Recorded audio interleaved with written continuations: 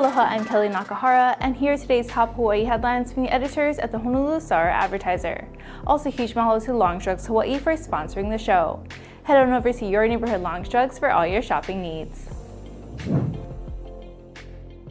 Representative George Santos has pleaded not guilty to federal charges of fraud, theft of public funds, money laundering, and false statements.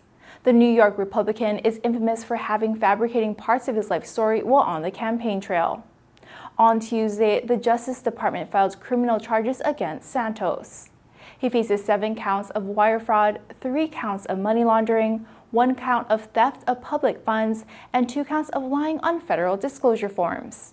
A significant portion of the indictment focuses on allegations that Santos directed a political consultant to ask for contributions he said would be used for his campaign. Prosecutors said Santos used the money for personal expenses, including designer clothes and credit card payments. Santos was released on a $500,000 bond following his arraignment.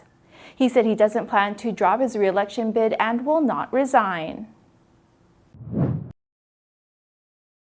As America's COVID-19 restrictions wind down, the U.S. is set to begin limitations on asylum seekers at the Mexican border. On Thursday, the Biden administration will begin denying asylum to migrants who have not applied online or sought protection in a country they passed through. The change marks an important shift in immigration policy. Asylum seekers have been showing up at the border in large numbers in anticipation of the end of a restriction known as Title 42. The pandemic-era provision allows the government to quickly deport migrants to Mexico. The rule announced today is part of new measures meant to crack down on illegal border crossings while creating new legal pathways.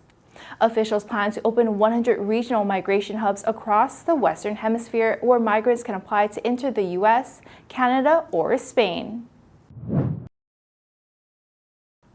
U.S. consumer inflation rose again in April, and there are signs that the road to easing inflation will be slow and bumpy.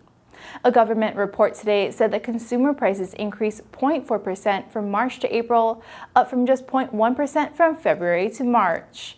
It was the smallest annual increase in 2 years, but not at the same level of decline as seen in previous months. Year-over-year prices were up 4.9% in April, down slightly from 5% in March. The drop came thanks to price declines for groceries and services like airline fares and hotel rooms.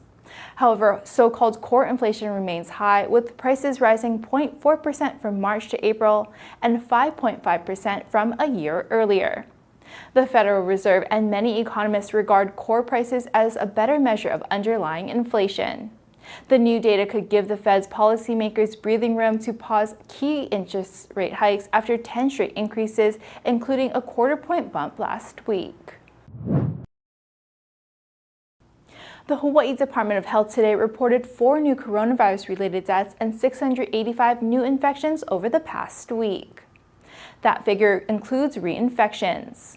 Hawaii's COVID-19 death toll has reached 1,896, and health officials have recorded a total of 388,104 cases since the start of the pandemic.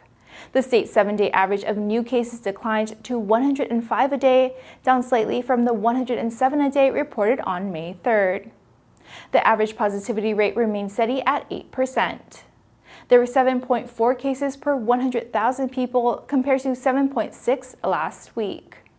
By island, there were 500 new cases reported on Oahu, 85 on Hawaii Island, 63 on Maui, 30 on Kauai, 3 on Molokai, and 1 on Lanai. 3 infections were reported outside the state. DOH said 27.8% of the state's eligible population has received the updated bivalent booster. The University of Hawaii has selected a new athletic director. President David Lassner will announce his choice Friday morning. The pick comes after an 8-member search and advisory committee sent a list of finalists to Lassner for review. Following the announcement, the Board of Regents will vote to approve or deny Lassner's recommendation during a meeting on May 18th. Under the state's Sunshine Law, the regents are not permitted to discuss the matter until the public meeting. In the past, the UH Manoa Chancellor made recommendations for AD to the UH President.